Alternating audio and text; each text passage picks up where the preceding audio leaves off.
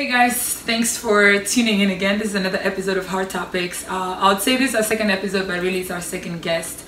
This is our third video in this series, and I'm so excited because just seeing the should I say the come over testimony of our guest today. And this is somebody I know personally, and I know that you guys are going to be encouraged as she goes into just sharing how God has brought her through and just all that God has done in her life. Yeah, I just want to be like you. I just want to be like you.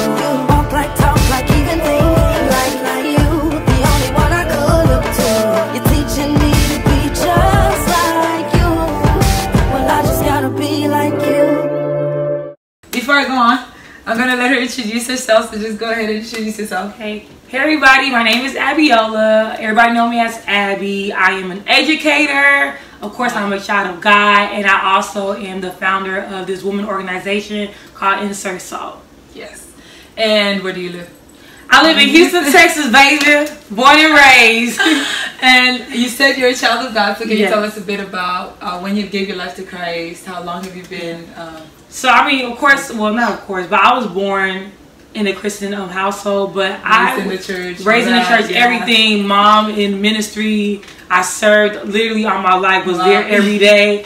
But I fully gave my life to Christ, I would say at 22. I feel like I finally got to know God on my own, where I kind of tuned out what people taught me about God. Because I feel like it wasn't that it was false or anything, but that was from their own experience. And I wanted to have an experience where I can be excited to talk about God, just how excited other people were too.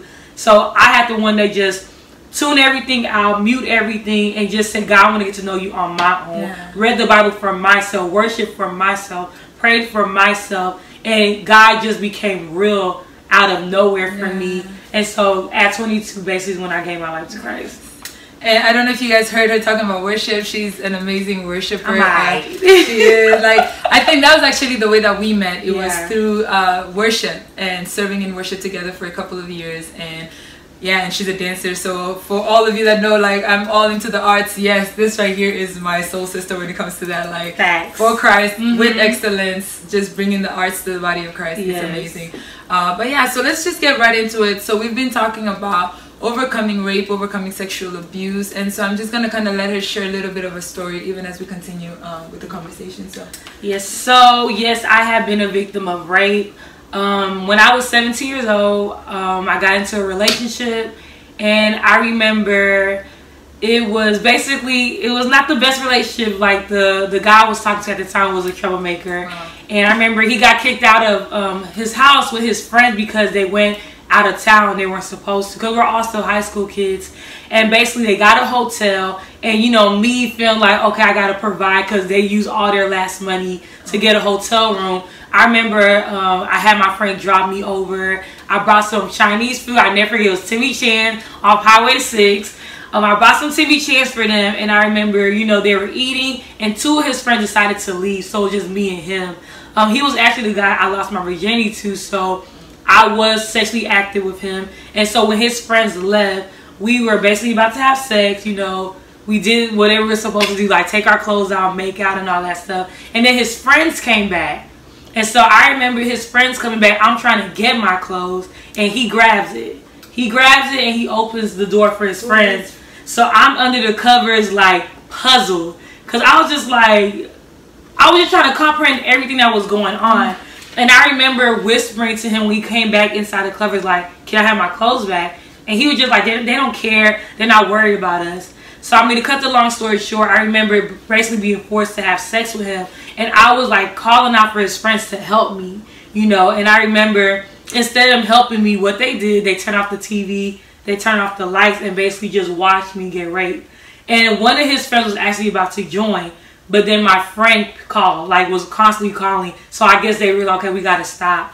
And so I remember just leaving out there, like, so confused. Because I don't think I even knew what rape was. So it wasn't really something that was talked about in my community, something that we talked about in school. So for me, in my head, I was just like, oh, I just had to force, like, my boyfriend basically forced himself on me. That was it. And it took me till I got older where I'm watching movies And I never knew this. I never noticed, but I remember when I saw like sex scenes in movies, I couldn't watch it. Really? And then guys, like certain guys, I wouldn't do like full hugs. I always did church hugs, and I never really understood that. People always like, why are you always like so protected? Like, yeah, very protected. And it never crossed my mind until one day I remember I was watching something on TV and they were talking about rape. And her story was so similar to mine, of her saying no and basically being forced. And I just broke down and cried because I was like, wait, that's so are you telling me I was raped? And when I realized that,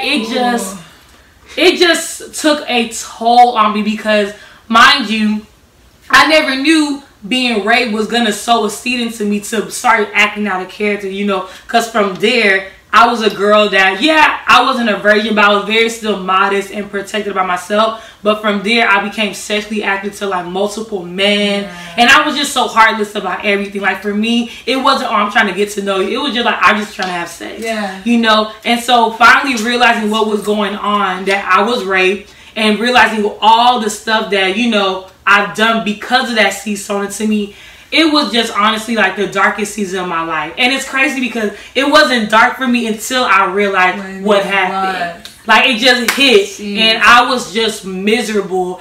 I was always angry. No one knew. I'm such a goofy person, you know that. But behind closed doors, I was always sad, crying. I couldn't watch anything of romance for me to feel like, oh my God, this person gonna get raped. It was a nightmare. But to God be the glory. It's so crazy. I can talk about this now, and I'm not emotional. I'm not heartbroken. I'm just like, I'm good. Like, God did what he had to do to make me. Of course, I still have my triggers. I'm human, and it's still gonna be a journey. But I'm just so happy that I'm not where I used to be. Where I can even be here right now and talk about it. Exactly. Because it's not easy at all. Oh my God. Huh, okay, there's so much that you said. I want to give a time frame. Though, okay, so this happened at 17. When did you watch this video that let you know this is what happened? And then when were you finally able to acknowledge and actually speak out and vocalize that I went through this? Yeah, it was I think 23. I gave my life to Christ. So from there, I would say 22 and 23, like in between, like I was still an early Christian, is when I realized what happened. And although, yeah, I told myself, oh my God, I was raped, it was still hard to believe. Yeah. So I remember I had to talk to someone about it. And it was the first time me talking about it, and I was like just crying. And yeah, because I was like, was I raped? Like I needed someone to let me know if I'm just tripping. It was just, oh, your boyfriend plays too much, or your ex plays too much. I just didn't understand. And so I remember I was sharing it with my cousin Ashley, and he was like, I'm so sorry, but you were raped, you know, and I'm sorry you went through that. And I remember after talking to him, I just patted myself on the back. I don't even know why I did it, but I was just like, man, like you actually did. Like I just kept patting myself like, I'm sorry that you went through that. Man. But I just felt like I'm gonna be okay. And although I didn't feel like I was okay, now I've always taught you gotta speak it to existence. So I was like, I'm hurt right now. This is hurtful. And you know, you're just like, how can someone do something like that? Someone that says they love you, someone that, I didn't force you to be in a relationship with me. And I feel like when you date someone, you're supposed to protect both parties. So I was just like trying to understand, how can someone say they love me, but they did this? Yeah. And not only that, you did it in front of your friends. And your friends didn't even help me. So it was just like, you guys are so evil. But it was just like, man, I'm going to be okay. I don't feel it right now. But I was like, there's no way I can serve God. And he doesn't see how I feel right now. And he's not going to heal me. Yeah. That's all I knew. So I was like, I feel horrible right now, but I'm going to be all right. And it was that, constantly telling myself, Abby, you hurting right now? I know you crying, but you're going to be fine. It was when I was able to finally, and I was still in my fear. It was still something hurtful for me, but I was able to talk about it. It was actually Jesus Saved My Life. Jesus Ruined My Life. Jesus Ruined My Life. That was the first time I ever talked about it. And I remember I was just like scared. I didn't know if people were going to judge me. I just had so many thoughts. Yeah. I didn't want to do it. But I said, I just knew it's not for me only. There's other people that have been through that. For me to see that on a video of someone sharing their testimony, I'm not alone. So it was just like, okay, let me just do this to help somebody else. And the text I was getting from people even sharing with me that, you know, they've been in similar situations. It just let me know this is bigger than just me keeping it in my box. We gotta help each other out, you know. And it's honestly just the saddest thing that this is a constant thing. We constantly hear people, even younger, getting raped, being molested. It's honestly like, wow, like the way the devil works in people, it's the most scariest. Like the thought of wanting to do that to someone, I can't even fathom. So it's terrible, but to God be the glory. Like I said, like I'm still standing and I'm good today. Wow. So I thank God. So one of the things I think is a common thread for people that have experienced this is that moment of, it's almost elongated silence, not being able to talk about it. And I kind of want to talk about that because now from the outside looking in, you know, you've gone through it, you almost wish that when somebody goes through it, it's like you want to just talk about it now, so you don't have to deal with all these years of all these other actions that come as a result of not being able to deal with that pain. So in that place, especially for you, I guess it's even a special scenario because this is a guy that you're dating, this is the guy you were with. So did you stay with him? Like, did you guys ever talk about this? And like, what happened? How did that play out?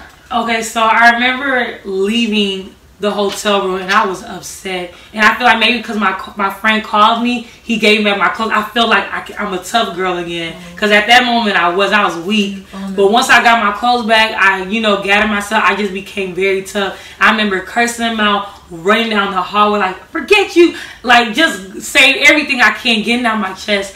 And I remember he was just cool, calm, and collected, following me. Following me. And he walked me to my friend's car, basically. And then I remember he was like, so you're not going to give me a kiss? That's what he told me, Benny.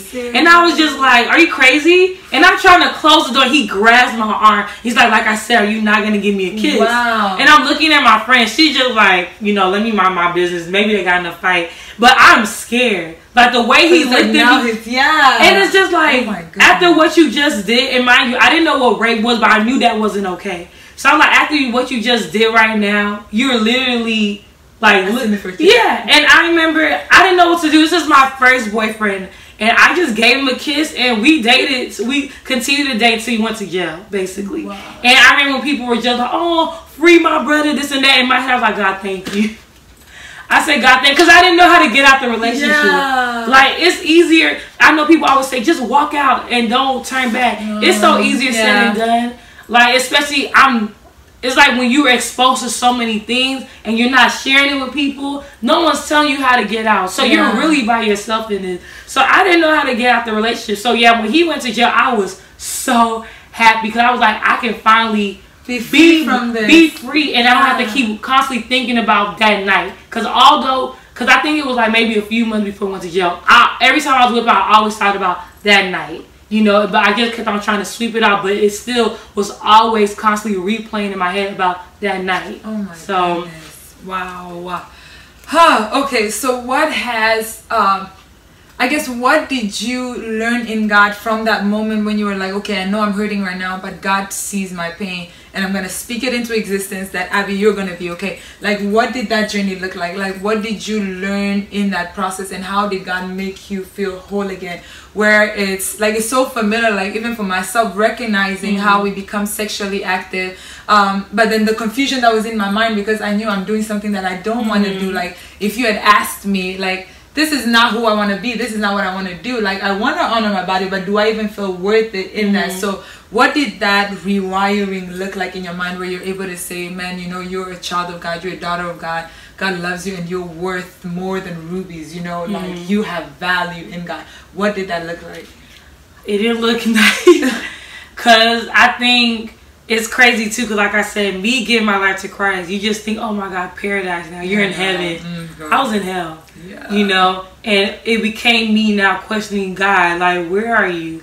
You know, like, what's going on? I'm hearing so many good things about you in the Bible. I'm hearing all these other people's testimony, but I'm not even, and I'm not even asking for no wealth. I'm not asking for a new car, clothes. I'm asking for like internal healing, and I'm still waking up miserable.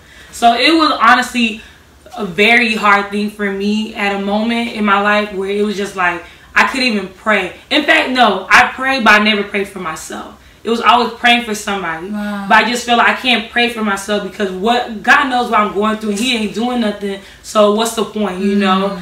And it kind of took me a while. I remember one day I was just sitting down. You know, they always say you just got to sit there. And I never knew what it meant to just sit there. But sometimes it's just sitting there and just allowing your thoughts to just be moving. I remember I fell asleep, woke up, still sat there. And it was just like, I feel like God was just telling me, like, I didn't create this.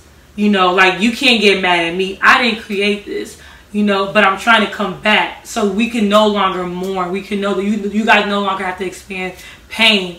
You know, and I was like, what does that mean? And it was me just starting to read the word and realizing God didn't create sin. God didn't create cancer. God didn't create rape. Yeah. You know, this wasn't his creation. This was the devil, you know. And I mean, we see so much evidence in the Bible how, you know, yeah, God is with us, but the way he wants to be with us, he can't dwell with us no more because of sin. He doesn't have that relationship with sin. He doesn't, that's not his party, you know. And so it was just now starting to just say, okay, then what's next? And I feel like God was just like, there's going to be a journey. Like, and I had to finally accept the process. My process. And, you know, we just kind of want that paradise. We don't want to we don't want to go to the stage of anger, depression, bargaining. But I feel like God was just like, in your journey, I'll still be there with you. In your journey, still seek me.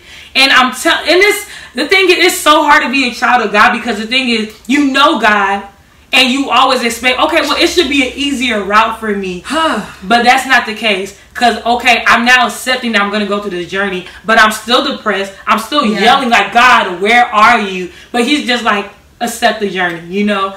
And it's like, having to go through that process was so, I was bipolar. One moment I'm happy because I'm okay. The worship music just ministered to me. Okay, I'm motivated. But I get back in the car, something, just a little small thing, something that may look like him, or a song, or like I said, watching a movie that has like a little small sex scene, it just takes me back. And it was such a long journey, but one thing my mom taught me is that closed mouths don't get fed. Like being transparent, like, it's not just reading your word. God talks about fellowship, like a family, you know, someone that you can trust, you know. And it's so many sources as a Christian that you need to be a child of God, basically. And we always think it's just prayer and fasting. That's good. Of course, you need that, but also remember those friends. It's even okay to seek counseling, you know. And people, for some reason, just chooses not to. But I think it was when I decided to just go through this journey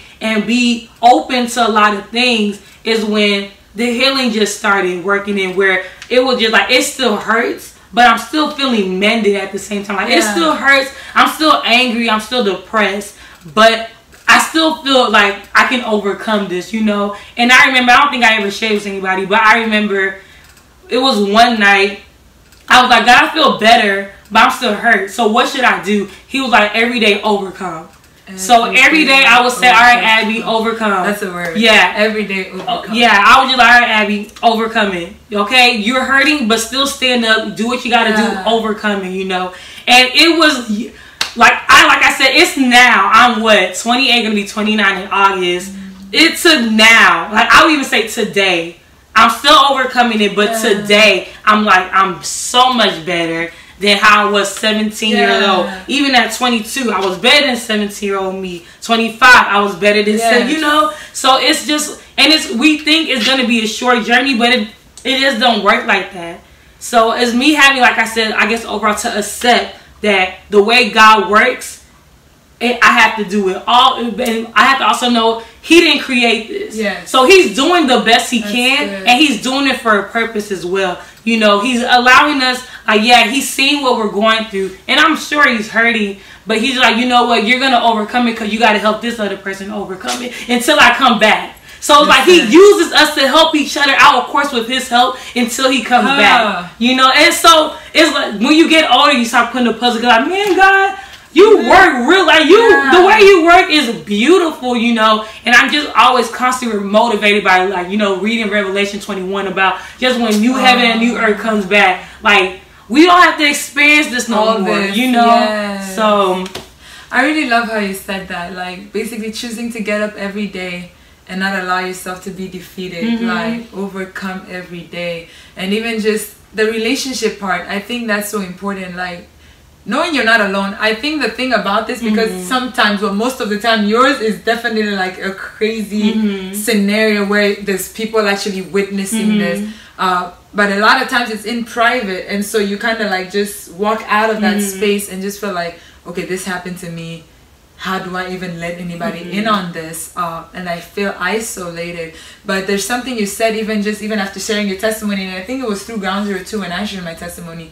And when we used to have women's group, and I was like, what the heck? It's like 90% of the girls in the space have experienced some type of sexual abuse and some type of molestation, and some of them when they were children, like before 10 years old. And I was just like, whoa, hold on, like this is actually a thing. We need to talk about this. Why is it now just in our 20s when we express it that now other people are feeling like, okay, you know what, let me say this also happened to me? And it's like you begin to understand sometimes people, the way they behave, it's really not, it's not what it looks like. Like there's something behind it. And I think that's the painful part for me, just realizing how we're all really striving to live for Christ, striving to be holy, you know, striving to give God glory, but then we're getting caught up in things but not realizing those things are not the root. It's because there's something else that happened behind the scene that we have to deal with.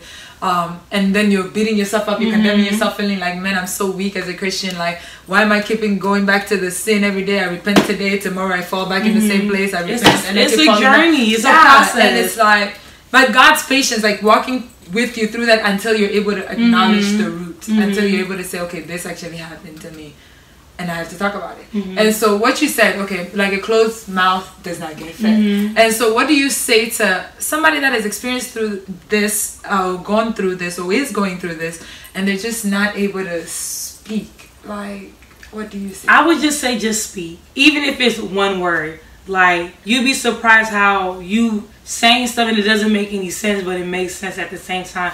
Because at the end of the day, we have to face reality. If you don't say nothing, how can you get help? Even like I think about God, like, or Jesus in the New Testament, when like people say, you know, they'll go to Jesus for help, and he's like, what do you want? He knows exactly what they want, but he wants you to open your mouth. You know, and there's so much power. We read this so many times. We sing these songs. There's so much power when you open up your mouth. So until you finally open up your mouth, the reality is you're never going to get the healing that you need, you know. And I feel like you have to just realize you're not alone. At the end of the day, like you said, the seed was sown, and then I started becoming, I was promiscuous. Like, it was like I would sleep with one guy at 8 a.m., midnight is someone else. So it was just, I'm giving my body out, and I knew it wasn't okay, but I was just like, I don't care anymore. Like, I just didn't care about myself, you know. I didn't care, and it was like I'm holding all this in, and I just felt, I used to tell people, I felt like every time I inhale and exhale, I could see black smoke. Like, that's just how I felt. I just felt like I was so dark inside. But the moment I said something, and it wasn't even for asking for help, it was just like, I think I was raped. That was it. And I was still like, oh my God, this person gonna judge me? I don't know. But I just said, someone needs to hear me. I need to get this out of my stomach, because it's too much pain. It's too dark. And honestly, that's when I got the start of my healing. And I think anyone can like testify to that, is when you start speaking. Open up your mouth. Like, things start happening, and you can do it by yourself, but it's nothing like really doing it with someone else. And not just anybody, someone you know that is in the faith with you. They may not be the strongest Christian, but you can sense that they care for you and stuff like that, because you're gonna need someone to keep you accountable. To call, and I'm so forever grateful for you, because I remember those times you would call me all the time. We will pray together. Like, you need that, and it is sad because we don't get that a lot. It's hard to trust people. People are messy. People gossip, and so I understand why people are quiet. But you gotta really ask God, show me who I can trust. You know, even if it's someone younger than me, show me who I can trust, and God will. Like, there's no way God can see his child struggle and he just sit there. There's no way. There's no way. And like I said, it's not that you're asking for money. You're asking for healing. Why would my God not heal me? Why would not my God not heal me so I can worship him in spirit and truth? Like, I used to say, I said, there's no way I'm serving a God that allowed me to forget about him or say, I don't want to be with you no more. I'm crying out to you and I'm saying, help my belief. There's no way God didn't hear that. Yeah. I know he's going to answer me. I just don't know how. But he's going to answer me. But like, I guess in like to summarize it, you have to really ask God to show you the people, and you have to speak. Even if it's just saying one word. You said something. Yeah, just you said something. And it's okay to even just say, I'm sad. I don't want to talk to you about it right now, but I'm sad. Can you just be there for me? Or can you just listen to me? I may not make sense, but I just need someone to listen to me, you know? Because honestly, that's when the healing began. Bottom line. I really love what you said there, because and it's like, I guess the stuff you don't think about, but I thank God for it now, because I remember like even just going through stuff with people, or even bringing up youth, you know, like how we both serve with youth. And sometimes I'll tell the youth like, hey, don't go through stuff alone. Like, we've experienced certain things. That's why God has placed us in your life. And sometimes you don't want to talk about it. Just shoot a text and say, just pray for me. Like, I'm not okay. I don't want to talk about it, but just pray for me. We'll just lift up a prayer for you in that moment, you know. But just having that person that you can go through is so important. And pray that, like, it's not just gonna happen randomly. Sometimes it could, but really ask God, like, Father, I just need that one person. Like, show me who I can trust. Like what Abby said, like, show me who you have placed in my life that is going to be a support for me in this season to walk through this season of my life with. They might not be there forever, but just for that time, they may be just the person that God has placed for you, you know. All right, y'all, so we have to end here. We will continue the conversation on the next video. Abby's going to be back, so watch out for that on Monday. And man, I can't wait for you guys to just hear the rest. Already it's been so much and a blessing. So we'll see you guys on the next video.